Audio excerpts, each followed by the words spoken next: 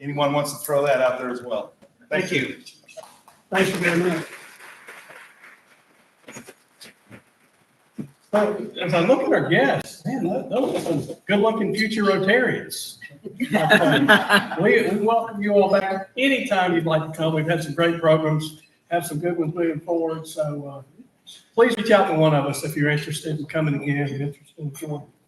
So we do have some birthdays and anniversaries to mention. We'll have Ken Poe and Lou Ratcliffe both had birthdays on April 16th, so happy birthday. Ken Miles has a birthday on April 21st.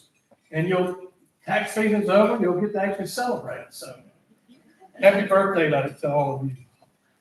Michelle Battingfield has a member anniversary. So you've been with us 7 years. Thank you for your continued service. Glad to have you as a Rotarian. And then we have a couple of wedding anniversaries. So first of all, Susanna, how many years? 22. That's a good run. It's a good run.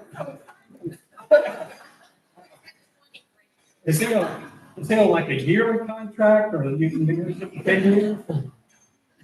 Congratulations. Then Steve Boatner, 42 years. He and Regina have been married 42 years. So congratulations on a wonderful run. So a couple of club announcements I wanted to share with you. As I mentioned last week, we're tentatively hoping to nail it down, planning on a Rotary Social on May 14th at 5:30 p.m. I'll send you another email about that. Please let Kelsey know if you can join us. Got 10 weeks, Connie.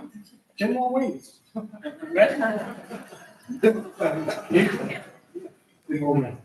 like a nervous tech, but just, we've had a lot of great momentum during our 100th year, and you've provided great support for me, and I just would ask you to continue that. Let's keep the momentum going, and please provide great support for Connie. She's going to do a wonderful job as our president.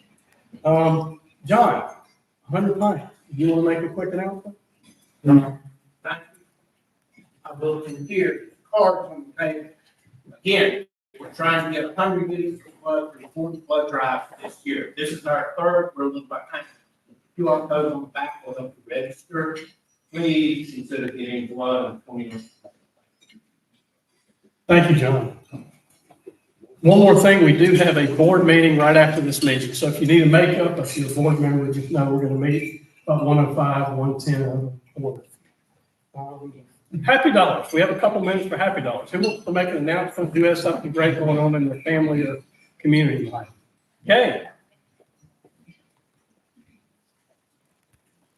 And I have an announcement. The Friends of LaGrange Memorial Library are having their annual meeting tomorrow night, Thursday night at 6 p.m. at the newly renovated library. Jonathan Scott is going to be our speaker. He's charming. He's in development for the Georgia Botanical Garden, but he's the author of 3 cookbooks and a novel. So it should be a great program. There's no charge to attend. So we hope to see him. Jonathan's a good guy, too.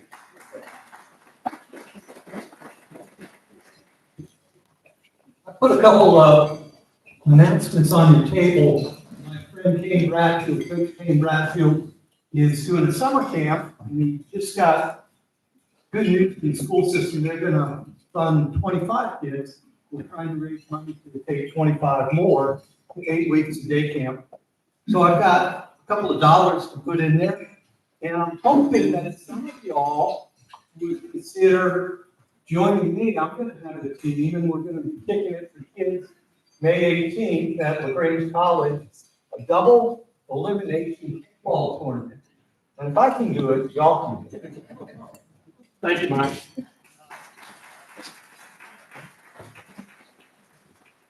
Already been announced, but for 42 years, I have, I've still been able to convince my wife that she had anyway below her pay rate, so I'm kind of happy with that anniversary. And, also just had an opportunity to spend a couple days with my son who lives in Texas. You'll get some in law enforcement be text you at 2 in the morning. You always kind of have an uneasy feeling when you see things bad. But I got that text like a week and a half ago. It was like, hey, somebody just gave me 2 tickets for the Braves, Astros, and Houston. If you can fly out, would you like to go? Just got back from that real quick.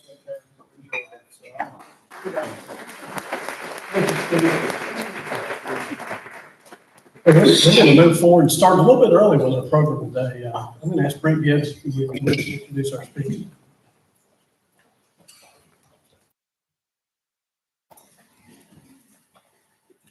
Thank you very much, Tripp. It's my pleasure to introduce today's speaker, Andy Robinson. Andy is just from right down the road in Columbus, Georgia. He had a 27-year career with Aflac, and post that, as a former collegiate golfer, he is spending some of his spare time as a certified U.S. kids golf coach to help youngsters and those who are beginners to learn the game. And he's also a member of the St. Luke Church and enjoys giving back to the community through their efforts. Today, Andy will be sharing about the book Tenacious, which should be interesting to several folks in this room because it involves the state of Georgia, the sport of football, and faith and family. So I know there's going to be a lot of touch points there. Tenacious was voted the 2009 Atlanta Journal-Constitution Sports Story of the Year.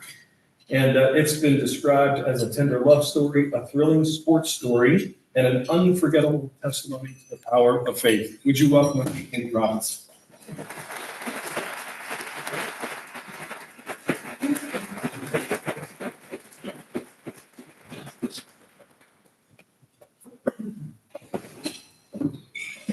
Thank you so much for the great privilege to be here today. Thank you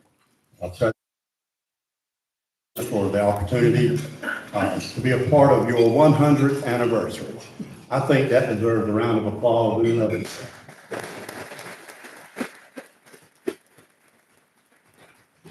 Thank you, LaGrange Rotary Club, for all of that. Before I begin, I would like to thank a special friend of the Williams family, attorney Mike Hobbs. Mike Hobbs is a partner in the law firm of Troutman Pepper, formerly Troutman Sanders, and is one of the premier intellectual property lawyers in the United States, representing several, working closely with John Smoltz and Chipper Jones and many others throughout his career. Mike has lent his pro bono legal expertise to the Williams family and helped them to begin this book. There was a pro bono legal team put together, and others are referenced in the acknowledgement section of the book as well. You know, I've been giving several of these presentations to civic clubs and church groups throughout Georgia, and I'm keenly aware that it is the power of the story that is opening the doors. I gave a speech, one of my earlier speeches was at the Columbus Rotary Club, and it was apparent that my passion was coming through telling this story, and a friend of mine came up afterwards and said, Andy, great content, but tone it down. You sound like a preacher. Well, I'm not a preacher, and I'm not here to pass out offering plate. But I would like to ask you to consider something, and that is, when you leave this room today, feel you have been inspired by this story. If you believe that this is a story worthy of being told, I hope you will reach out to others and let them know about this tenacious book and what this story can do for us.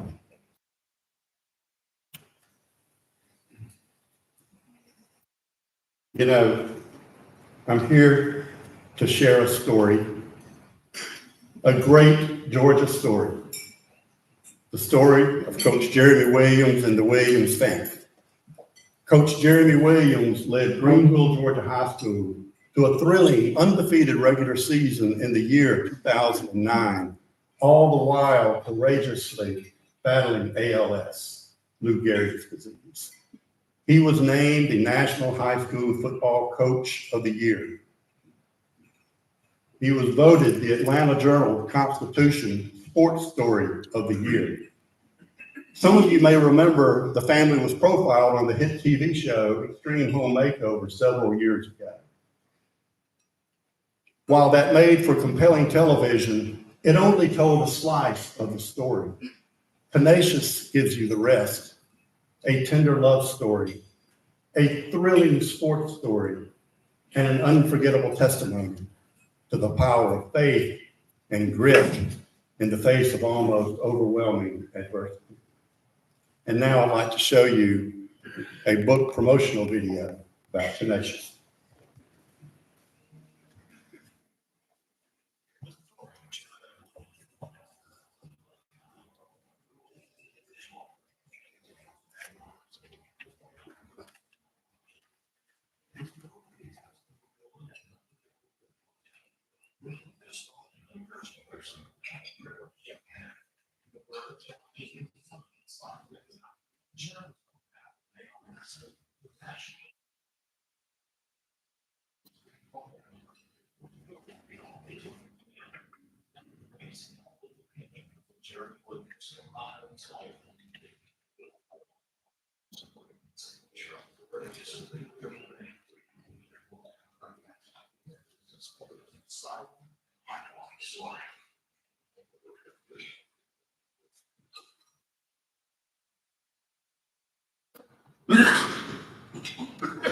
A story no reader will ever forget.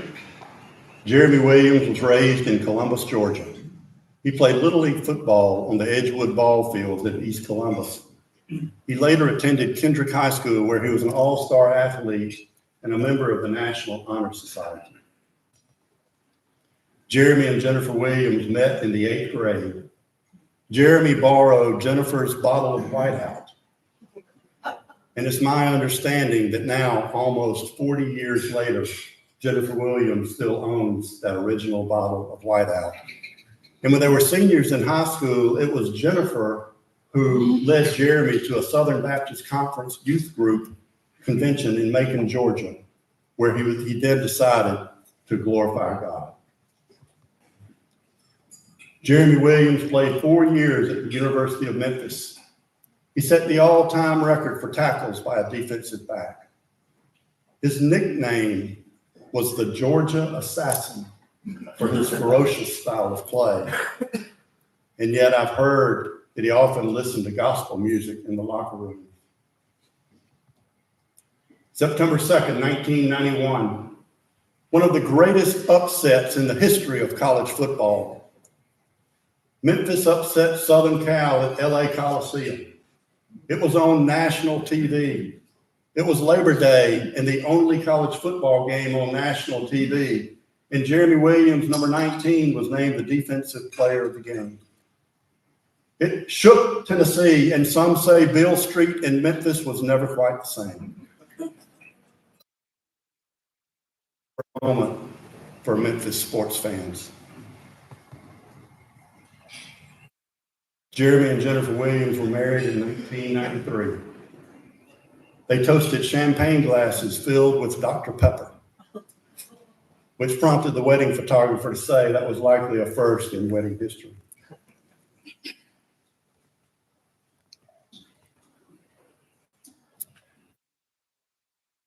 A fragile gift, the birth of Jacob Williams. Jacob was born with spina bifida, paralyzed from the waist down.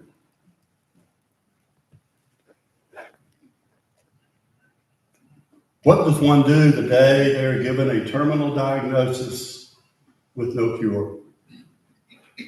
Truth is, everyone's different. I'm not going to ask you to close your eyes, but I am going to ask you to dig deep into your most creative imagination and try to walk in the shoes of Jeremy Williams the day he received his diagnosis of ALS, Lou Gehrig's disease. He got in his truck and he drove up to Dowdle's Knob atop Pine Mountain, Georgia, where some of you have been there. He was in a rage.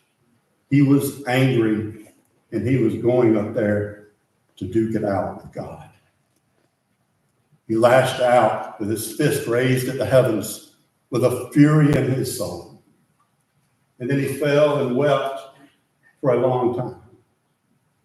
And after the tears had run their course, he prayed to God to take away all that rage and all that anger. He prayed to give him peace and strength to tend to his family. And I'd like to read a little bit about that from the book. So that was his prayer. Give me your peace, Father. Take away this rage. And just like that, God answered the prayer. Jeremy sat for a few more moments, allowing the peace to take hold of all that was within him. Then he began to praise God's name, worshiping from the heart. The more he worshiped, the stronger he felt. And then he went home to be with his wife. Gently, he told her, "Babe, we're going to take this one day to Christ. And tomorrow we're just going to keep doing what we do."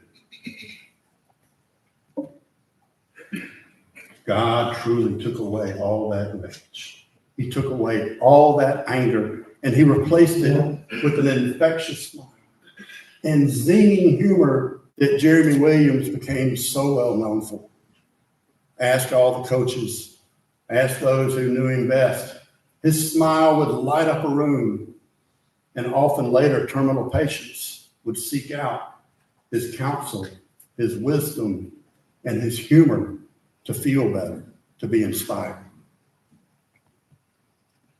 Later, he had access to a very sophisticated piece of technology known as the Toby machine, where he could laser his eyes on letters of the alphabet and send out emails to friends and coaches throughout Georgia.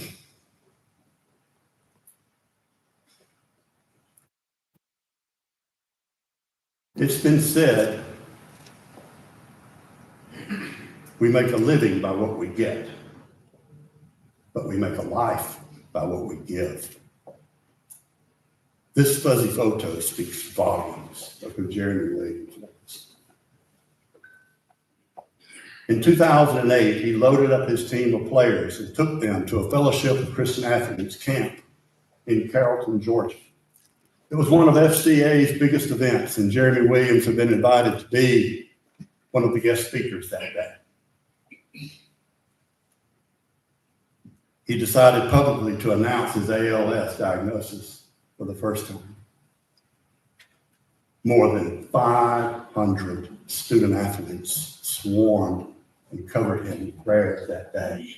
The resulting roar from the crowd served as a calling for him to give his testimony as often as he could, wherever he could, and he did. Thousands and thousands of people have heard his mesmerizing testimony. Some pastors have called it the most powerful testimony they have ever heard. And now I'd like for you to listen to a brief clip of that testimony. Listen carefully as he slurs his words mixed with courage and humor.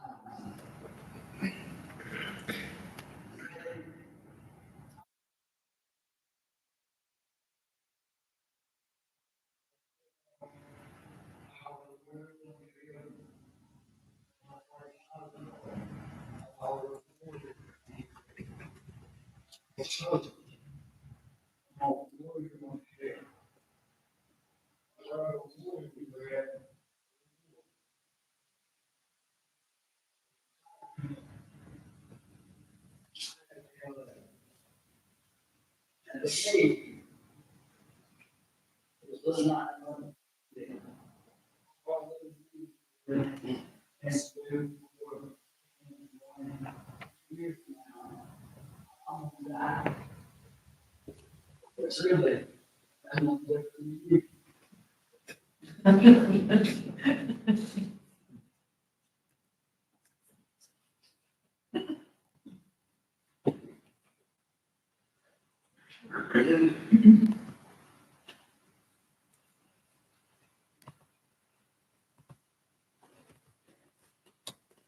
How many of you in here have known someone with ALS?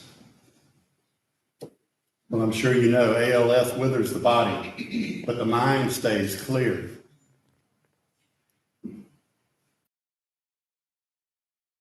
This photo was taken, I believe, in the region championship in 2009. They needed his bright mind to call the plays. They needed his bright mind to call the plays to win the games.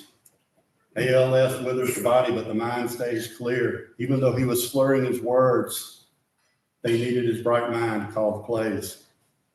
I'd like to share some numbers with you.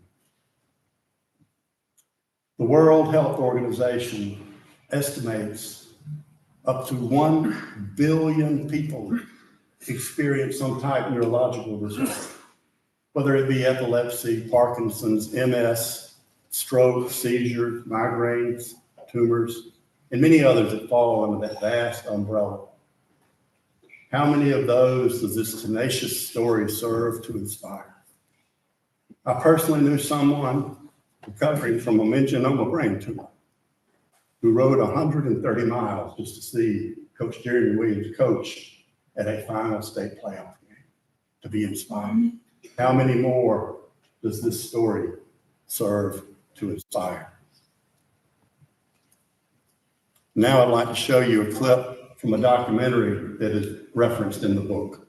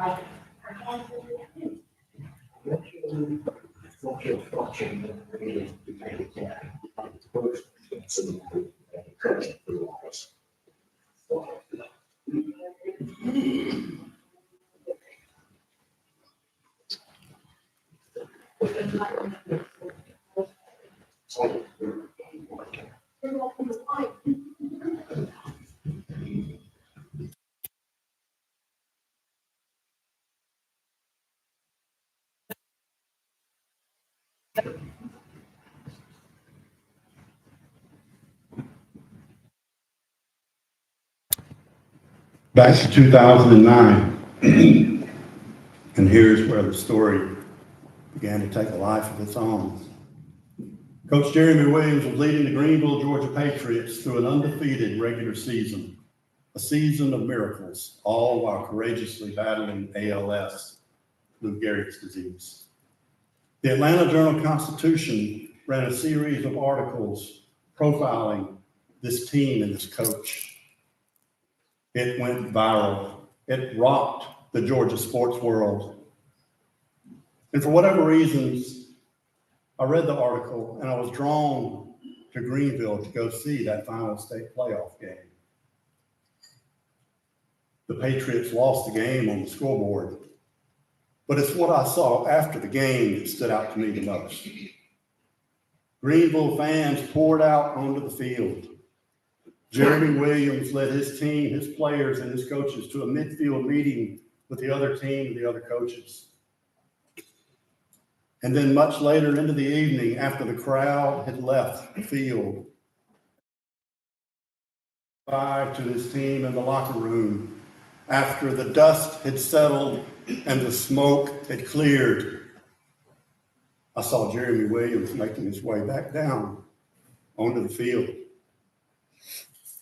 to give one final interview to a reporter. And I was privy to listen in on that interview with two other people.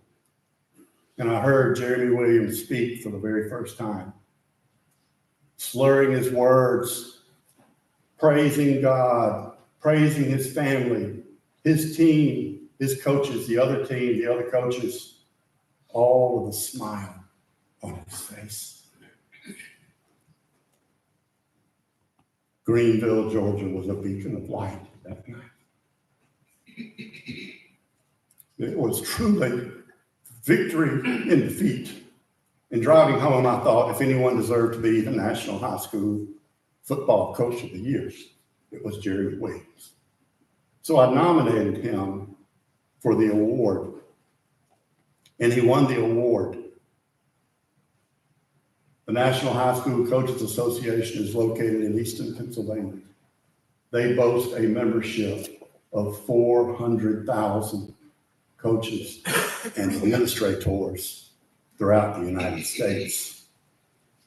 As a result of him winning that award, he was inducted into their prestigious Hall of Fame. And these are the lions of the high school coaching world. The founder of the NHSCA has written a letter stating that Jeremy Williams will go down in sports history as a giant amongst giants.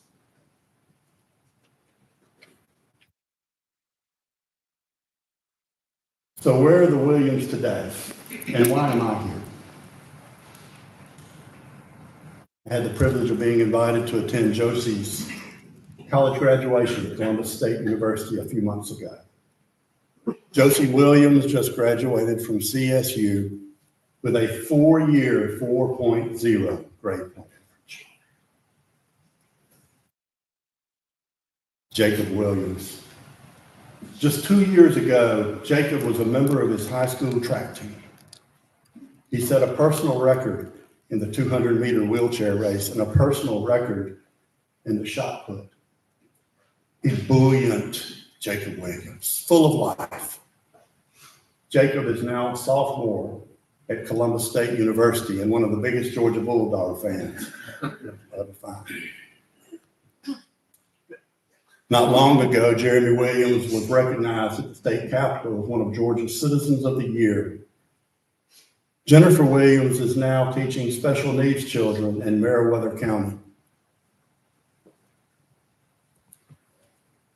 Jeremy Williams passed away March 13th, 2022. And why am I here? That night of the final state playoff game in 2001, I made a commitment to share this story with as many people as I could.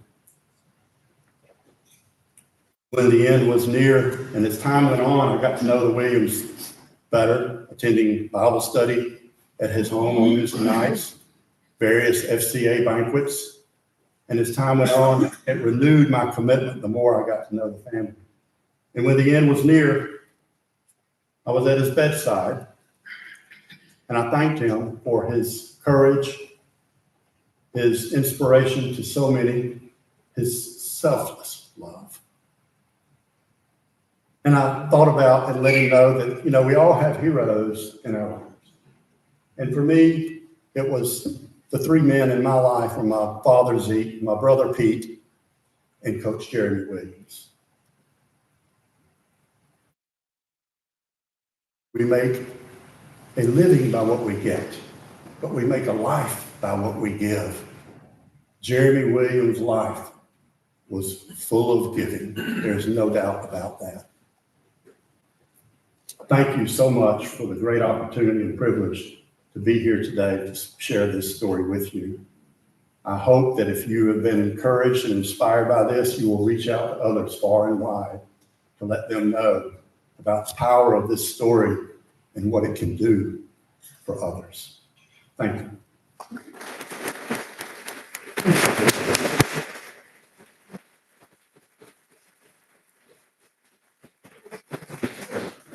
Any questions from the group? How many of you remember Coach Williams? I know he spoke at the hospital several years ago at one of our leadership sessions. He's really inspiring guy. Questions? Yeah. What was his age? And how old was he when he was diagnosed? That 2009 season was season for miracles. I believe he was diagnosed in 2007. Other questions? Okay, Is the family still in the house that the TV show renovated? They they sure are, and, you know, that house was built, not just for Jeremy, but for Jacob as well, so it was a real blessing that they were able to get that, and in fact, that's covered a lot in the book. I do have some books and cards here if anybody's interested, to learn more about that, just to make them accessible if anybody would like that. Yes, they're preferred. any other questions? Thank you so much. Thank you, Richard.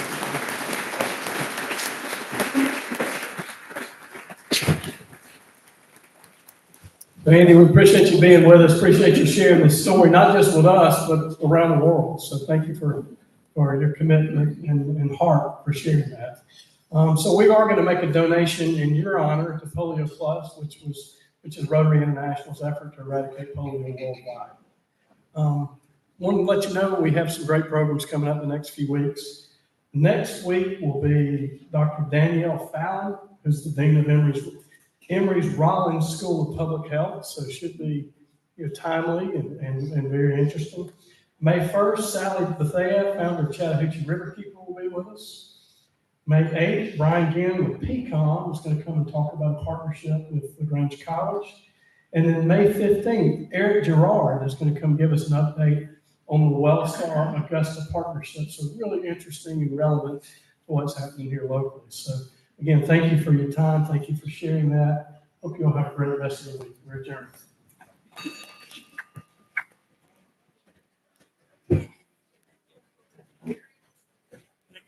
Yeah, You did great. it went off It well. was seamless. Yes. I feel like we ought to make a donation to Polio Plus in your name. Good job, good job. Yes,